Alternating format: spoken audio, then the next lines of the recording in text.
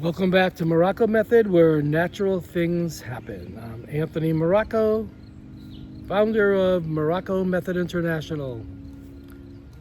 Natural, healthy, happy, strong. The art of being alive. That's my motto. That's what I teach. The art of being alive. So, coming back to 5, we want to talk about the lunar calendar. So what's going on with that? Well, the hair is extraordinary. I have a video on the 5 types of hair, functions. They all have different functions. Then we have the lunar calendar, days to cut your hair and the days not to cut your hair, which is very, very, very important.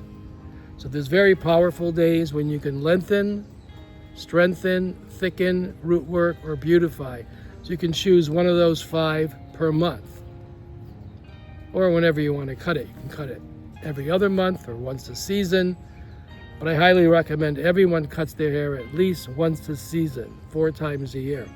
I cut mine, shape mine 12 times a year. Every month I trim it, even if I just cut 1/8 of an inch. It shocks the ends, shocks the hair follicle. It sends a shock all the way down to the root. And there's a message being sent.